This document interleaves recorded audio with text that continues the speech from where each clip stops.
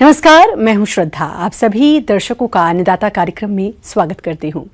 भारत की आत्मा किसान है जो गांव में निवास करते हैं। प्राचीन काल से लेकर अब तक किसान का जीवन अभावों में ही गुजरा है। समय अभाव के कारण उनकी आवश्यकताएं भी बहुत सीमित होती हैं। वो तो पूरे दिन रात कृषि कार्य में ही जुटा रहता है। ऐसे ही भारतीय किसानों को खेतीबाड़ी से जुड़ी हुई बहुत सी नई लाभकारी जानकारी देने के लिए हर रोज सुबह हम आपके साथ आते हैं। तो चलिए कार्यक्रम शुरू करने से पहले देखते हैं क्या है आज के अन्नदाता में। किसान दिवस पर अन्नदाता की विशेष प्रस्तुति।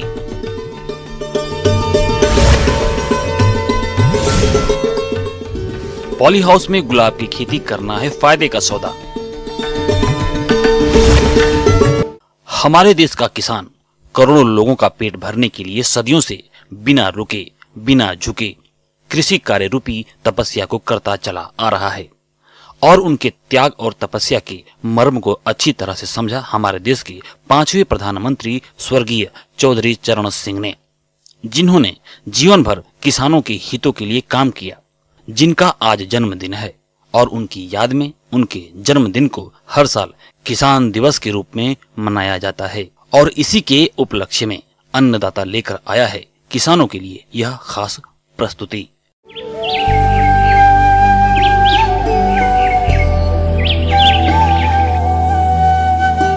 त्याग एवं तपस्या का दूसरा नाम है किसान, जो अपने जीवन भर अन्न उपजाने के लिए तपस्या करता है।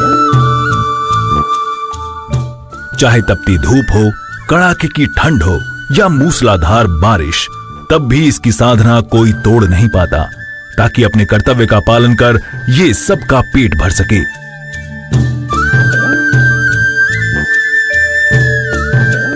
भारतीय किसानों की कृषि ही उसकी शक्ति है तथा वही उसकी भक्ति है। इसलिए ही अपने देशवासियों को भरपूर अन्न, फल, साग सब्जी मिल रहा है। लेकिन बदले में किसान को उनका पारिश्रमिक भी नहीं मिल पा रहा है। प्राचीन काल से लेकर आज तक उनका जीवन अभाव में ही गुजरा है। इस दर्द को समझा हमारे पूर्व प्रधानमंत्री चौधरी चरण सिंह ने, जिनका जन्म आज ही के दिन 23 दिसंबर 1902 में हापुड़ जिले के किसान परिवार में हुआ एवं वो खुद भी किसान थे। आजादी के बाद चौधरी चरण सिंह ने किसानों के हक की लड़ाई लड़ी। चौधरी चरण सिंह की मेहनत के कारण जमींदारी उन्मूलन कानून 1952 में पारित हो सका। इस विधेयक ने सदियों से खेत में खून बहाने वाले किसानों को जीने का मौका दिया। इसलिए देश के किसान चौधरी चरण सिंह को अपना मसीहा मानते हैं।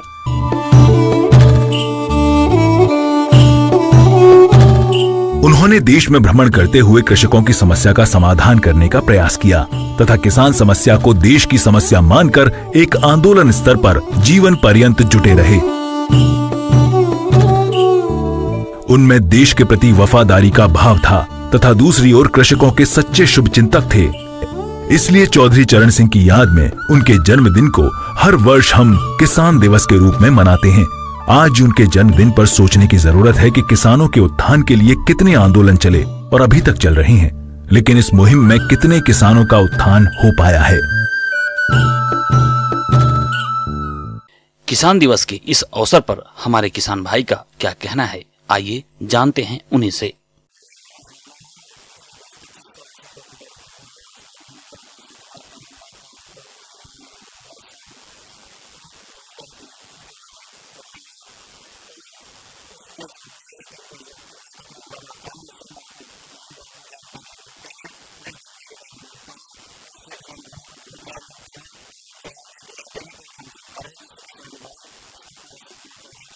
किसान दिवस के उपलक्ष्य पर कृषि वैज्ञानिकों ने अपने विचार व्यक्त किए, सुनते हैं उनको।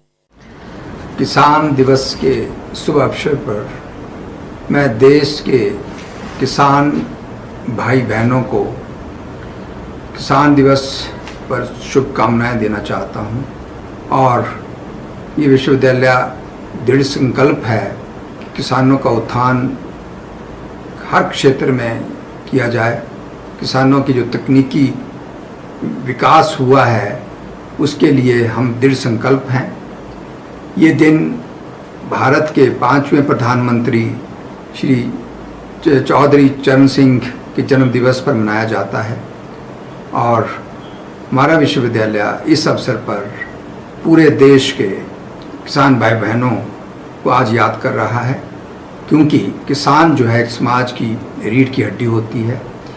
वो खाद्य सुरक्षा और पोषण सुरक्षा में पूरा करती है। पूरे देश के जो है आज जो हम अनाज का उत्पादन कर रहे हैं आपकी ही देन है। डॉक्टर यशवंत सिंह परमार उद्यानिकी एवं वानिकी विश्वविद्यालय पूरे देश के और विश्व के किसान भाई बहनों को इस अवसर पर शुभकामनाएं देता है। आप सबको मैं स्वागतम करता हूं।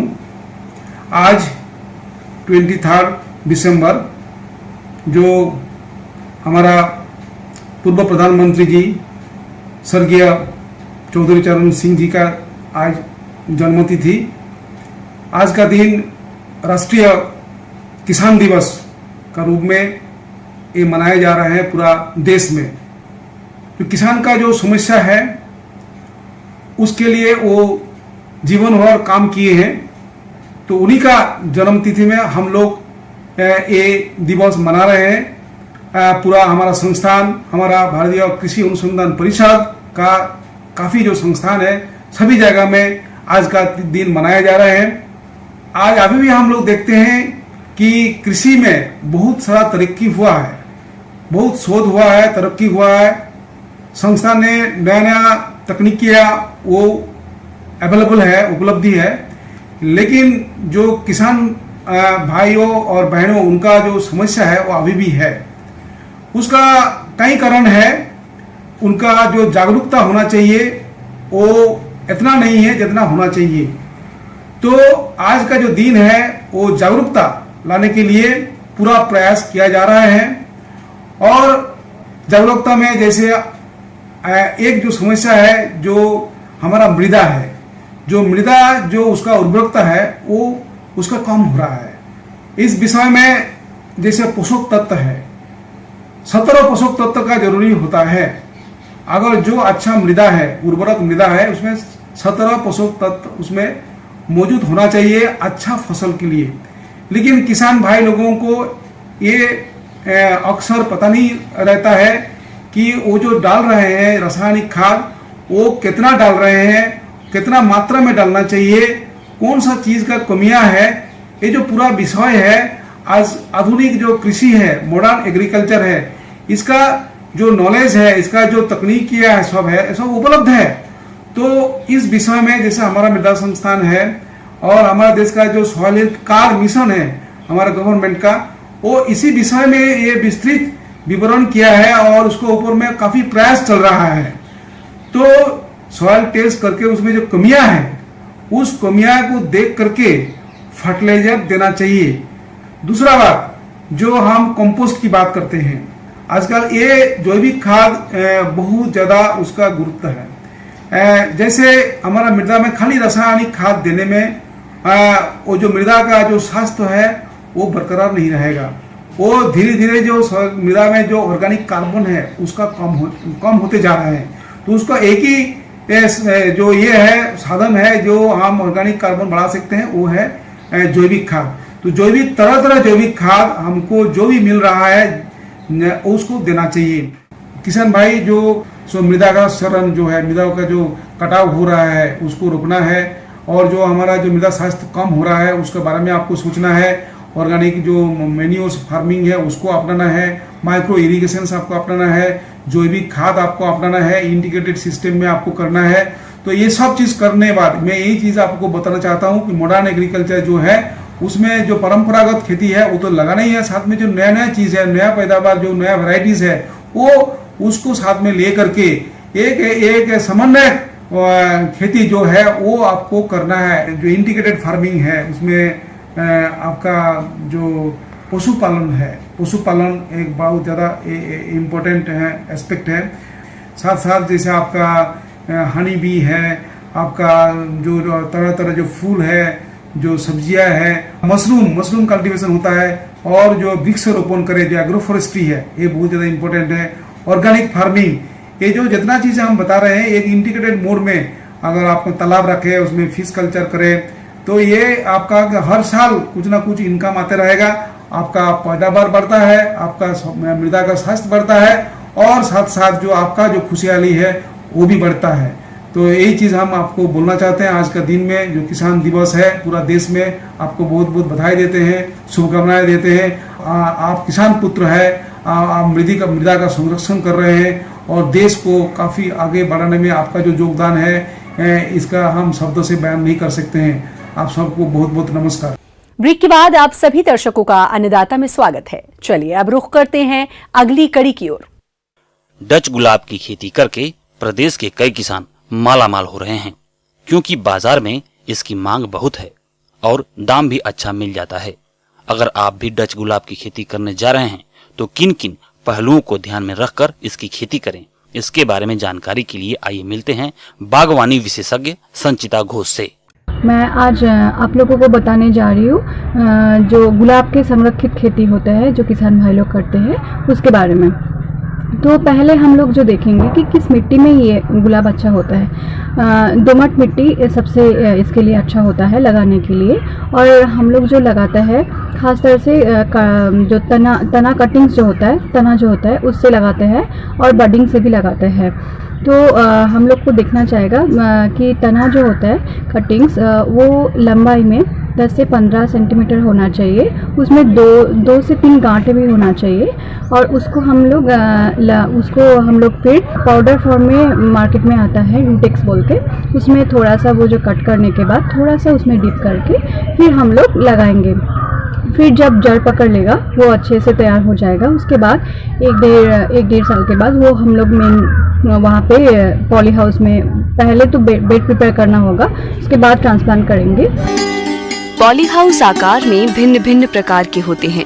जलवायु के अनुसार इनका आकार व आवश्यक चीजें चुन ली जाती हैं। अधिकतर पैड और फैन वाले पॉली हाउस गुलाब की खेती के लिए उपयुक्त होते हैं, क्योंकि इनमें तापमान को आवश्यकता के अनुसार घटाया बढ़ाया जा सकता है।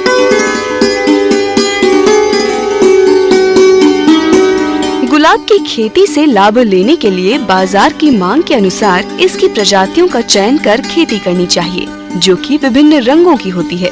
गुलाब की लाल रंग की प्रजातियाँ फर्स्ट रेड, ग्रांड गाला, कैरामिथा, बेंडी, एस्केडा रेफिला।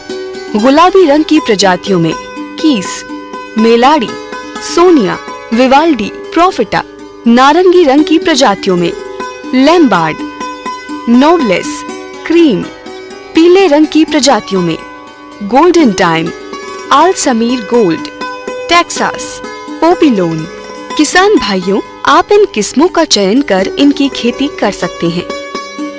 तो जो बेड प्रिपेयर करने के लिए पहले उसमें हम लोग बेड की जो लंबाई होगी वो आवश्यकता अनुसार होगा और जो 1 मीटर चौड़ाई होगी और वो 30 सेंटीमीटर ऊंचाई होगी। उसको पहले से अच्छे से प्रिपेयर करना होगा, मिट्टी की तैयारी अच्छे से करना होगा, तभी जाके अच्छे से फूल मिल सकता है हमको। इसके लिए ये मिट्टी को पहले जो कंपोस्ट होता है वो 20 से 30 केजी होना चाहिए और जो नाइट्रोजन, फास्फोरस और पोटाश होता है वो 30:30:40 अनुपात में मिलाया जाता है ग्राम पर मीटर स्क्वायर प्रति वर्ष में। फिर नाइट्रोजन एक बार और जो 40 ग्राम होगा उसको फिर से 2 बार में डिस्ट्रीब्यूट करके हम लोग लगाएंगे। किसान भाइयों, पौधे अधिकतर बगैर मिट्टी के होते हैं और उनको लगाते समय पौधे की जड़ें फैलाकर पौधे लगाने चाहिए। जड़ें एक जगह इकट्ठी होने पर पौधे अच्छी तरह से वृद्धि नहीं कर पाते। पौधों को लगाते समय जड़ों की चारों तरफ की मिट्टी को अच्छी तरह से दबा दें, जिससे जड़ों के पास हवा न रह जाए। गुलाब के अधिकतर कलम किए पौधे लगाए जाते हैं। इसमें पौधे की कलम की जगह हमेशा मिट्टी की सतह के ऊपर रहनी चाहिए। पौधे लगाने के तुरंत बाद पौधों को पानी दें या पौधों के ऊपर पानी छिड़काव करें। और जो होता है मल्टीप्लेक्स भी 2 ml प्रति लीटर में मिला के उसको हम लोग अच्छे से स्प्रे करेंगे, तो जो न्यूट्रिएंट का जो अच्छे से डिफिशियंसी वगैरह होता है वो सब दूर हो जाते हैं और अच्छे हम लोग फूल पाएंगे। और इसमें जो गुलाब में जो सबसे मतलब मुख्य बीमारी है वो है डाई बैक। तो ये डाई बैक जो है इसके लिए हम क्या कर सकते हैं, जो गुलाब की जो कटाई छटाई होता है उसके बाद उसके वो कट पोर्शन में हम लोग बोर्डेक्स मिक्सचर डाल देंगे थोड़ा सा पेस्ट बना के, तो फिर उसमें इन्फेक्शन ना हो। उसके बाद हम लोग ब्लू कॉपर का जो होता है वो स्प्रे भी कर सकते हैं। तो इससे हम लोग जो डाई बैक है उससे बच पाएंगे। पौधों को लगाने के कुछ समय बाद पौधों की बढ़वार होने लगती है, फूल भी आना शुरू हो जाते हैं। लेकिन अच्छे फूल उत्पादन और पौधे को मजबूती प्रदान करने के लिए शुरुआती अवस्था में पौधों को निचली शाखाओं व बन रही कलियों की कटाई छटाई कर देनी चाहिए। पानी की मात्रा ग्रीन हाउस के तापक्रम, नमी तथा रोशनी के ऊपर निर्भर करती है, इसलिए पानी की मात्रा मौसम के अनुसार बदलती रहती है। और सिंचाई जो होता है वो हम लोग 1 हफ्ते में एक बार कर सकते हैं। और जो निकाई गुड़ाई होता है वो 10 मतलब लगाने के 10-12 दिन बाद कर सकते हैं। और ऐसे वैज्ञानिक पद्धतियों में अगर हम खेती करेंगे तो इसमें जो उपज होगा वो होगा 150 से 300 जो कटे पुष्प होता है पर मीटर स्क्वायर में पर ईयर में होता है। और इसको हम लोग जैसे कि आप लोग जानते हैं ये कटे पुष्प के अनुसार में या फिर गुलदस्ता में और पुष्प सज्जा में भी हम लोग यूज़ कर सकते हैं। तो किसान भाइयों, ये जो वैज्ञानिक पद्धति है इसको प्रयोग करें और अच्छे से उपज। मौसम के अनुसार प्रबंधनों पर ही टिकी है आपकी खेतीबाड़ी, इसलिए मौसम पूर्वानुमान और उस पर आधारित साप्ताहिक कृषि सलाह इस प्रकार है। ग्रामीण कृषि मौसम सेवा मौसम पूर्व अनुमान एवं कृषि सलाह जयपुर द्वारा भेजे गए मौसम पूर्व अनुमान के आधार पर किसान भाइयों को सलाह दी जाती है कि कोरोना कोविड-19 के गंभीर फैलाव को देखते हुए किसान भाई सरकार की सलाह का सख्ती से पालन करें और स्वयं की उचित देखभाल, व्यक्तिगत स्वच्छता, मास्क का उपयोग, साबुन से उचित अंतराल पर हाथ धोने के साथ साथ सामाजिक दूरी बनाए रखने पर विशेष ध्यान दें। गेहूं की फसल में बुआई के 28 से 35 दिनों के बाद चौड़ी पत्ती वाले खरपतवार नियंत्रण के लिए 2,4-D ईस्टर शाकनाशी दवा 0.5 ग्राम सक्रिय तत्व प्रति हेक्टेयर एवं सक्रिय पत्ती वाले खरपतवारों के लिए आइसोप्रोटान 0.75 किलोग्राम सक्रिय तत्व को 500 लीटर पानी में मिलाकर प्रति हेक्टेयर की दर से छिड़काव करें। सरसों की फसल में इस समय मोइला कीट पर नजर बनाए रखें। यदि इसका आक्रमण होता है तो मिथाइल डायमेटॉन 25 EC का 1 लीटर प्रति हेक्टेयर की दर से छिड़काव करें। मटर की फसल में इस समय फली छेदक कीट का प्रकोप हो सकता है। यदि इस कीट का प्रकोप हो रहा हो तो एसीफेट 75 SP 1.5 ग्राम दवा प्रति लीटर पानी में घोल बनाकर छिड़काव करें। इसी प्रकार गोभी एवं मूली की फसल में मोइला कीट के प्रकोप की संभावना है। यदि मोइला कीट का प्रकोप होता है तो एसीफेट 75 SP 1.5 ग्राम दवा या इमिडाक्लोरोपेट 1 मिलीलीटर प्रति 3 लीटर पानी में घोल बनाकर छिड़काव करें। पपीते की फसल में पर्णकुंचन एवं मोजेक रोग की रोकथाम के लिए रोगग्रस्त पौधों को उखाड़कर नष्ट कर दें। साथ ही इसके प्रसार को रोकने के लिए मिथाइल डायमेटॉन 25 EC 1 मिलीलीटर दवा का प्रति लीटर पानी के हिसाब से घोल बनाकर पौधों पर छिड़काव करें।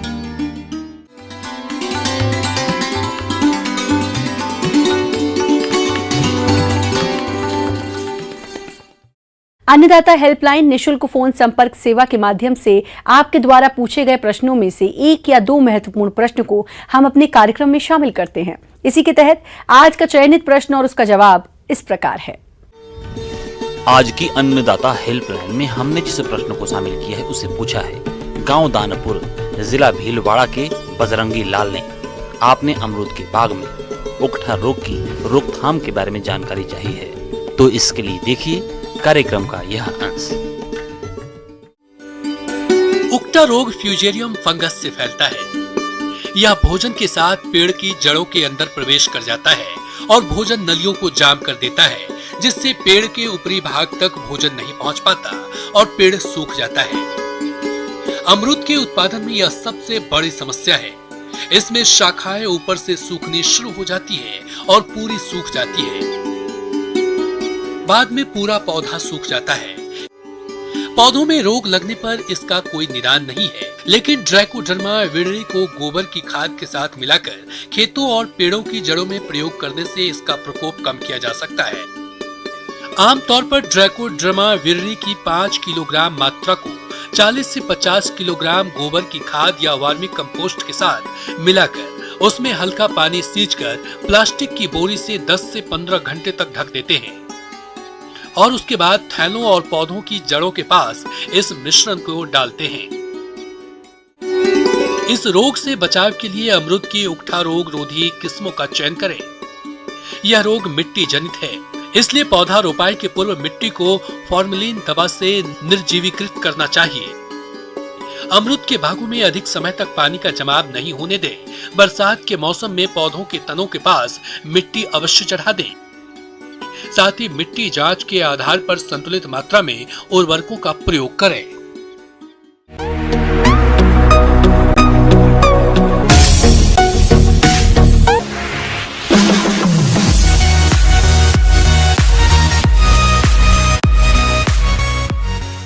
आइए अब एक नजर डालते हैं राज्य की कुछ चुनी हुई मंडियों के प्रमुख फसलों के बाजार भाव पर।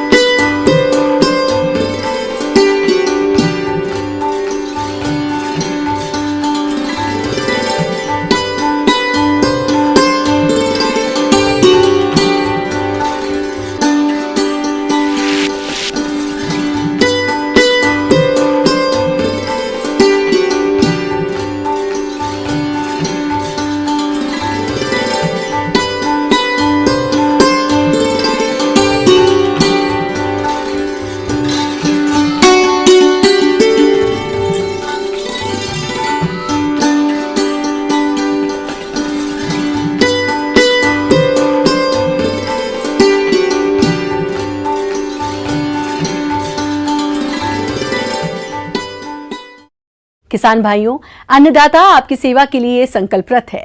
कृषि संबंधित समस्या और सुझावों के लिए आप हमें इस पते पर संपर्क कर सकते हैं। प्रोड्यूसर अन्नदाता, news 18 Rajasthan, Ramoji film city, Hyderabad 5